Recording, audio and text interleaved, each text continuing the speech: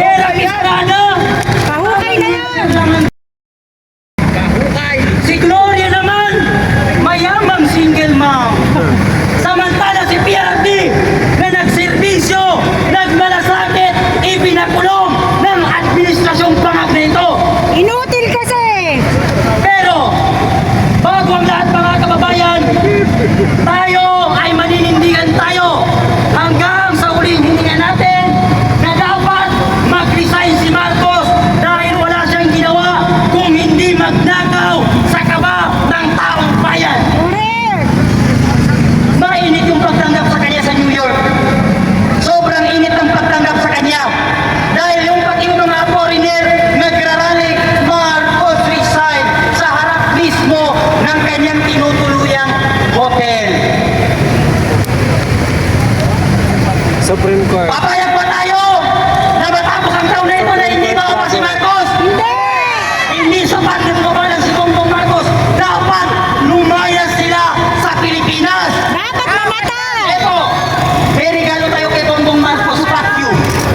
Bongbong Marcos, ito ang iyong pagmumukha. Ito, walang respeto ang tao sa'yo dahil wala kang alam kung hindi magnanakaw. Ikaw ang presidente, pero ang suporta ng tao at simpatya nila nakasuporta sa mga Duterte. Basagin natin ang kanyang pagmumukha. Itapo natin dyan. Bongbong Marcos, tignan mo, pagkatapos ka namin babasagin, tatapakan ka namin at kuduraan ka namin. Yan! Tuhaan nyo! Tangin mo! Walang kwenta ko ito!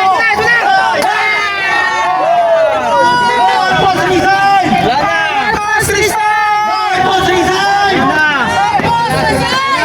Marcos resign! Ito na po ang Marcos!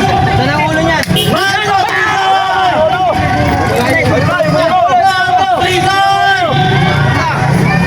Sabi ni John Dick Rimulya, huwag kang sisigaw ng Marcos resign kasi inciting position. Gago! Paano inciting position yun eh? Nagsalita lang kami ng Marcos resign. Hindi, kahit pagsasalita, hindi na niya alam. Hindi nga marunong sumagot sa mga interview sa kanya eh. Tapos sasabihin naman ng bopong sigador, ano ba ka ng presidente pa kasi ang galing-galing sumagot. Kahit nga UAA, hindi niya masabi. Kahit United Arab Emirates, hindi niya masabi. Nakalimutan kasi ni Bongbong Marcos pa sa mag-try pa kung United Arab Emirates sumingot. Kaya nung nandun siya, mabuhay ang mga Pilipinas, gago! Ilan daw Pilipinas? 8! Ilan ang Pilipinas, Marcos? 10! Isa lang ang Pilipinas, pero milyong-milyong Pilipino ang ayaw sa'yo at gusto kang parisainin. Bago tayo magtatapos mga kababayan, pakinggan po natin ang message ng hakbang ng maisog ng magmumula kay Atty. Vic Rodriguez. Meron po siyang mensahe sa atin mga kababayan. Ang ating minamahal na dinayang senador noong eleksyon, Atty. Sana. Yan. Pakinggan po natin.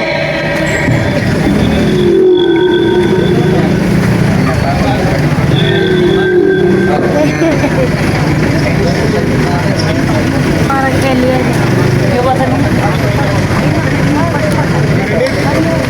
Lakas. Yung kababayan mo. Parang ayaw.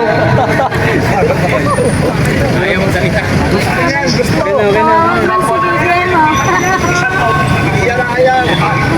Malinaw na may pinipintang siya po ay si Tatay Digong. Ang dahilan kung bakit ngayong araw ay nagsasama-sama at nandito tayo ngayong March 11, 2026.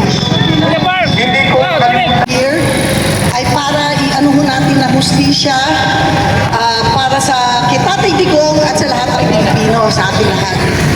Alam niyo yung isang taon naman yung anibersaryo, tawagin man yung isang taon anibersaryo, na dinala mo ang ating mahal na Tatay Digong sa The Hague. Pinili ko, ito mo ay walang totoong warrant of arrest. So masyado mong nakakaawa mo nangyari sa atin, mahal na dating Pangulo.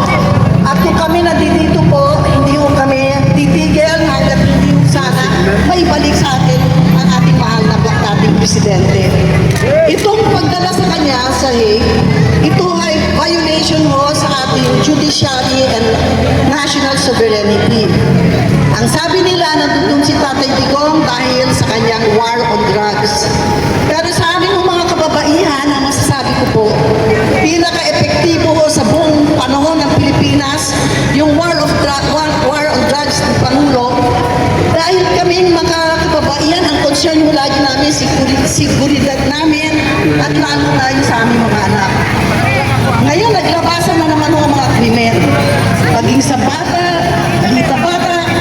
dalaga, kahit mga lola, nire-rape, mga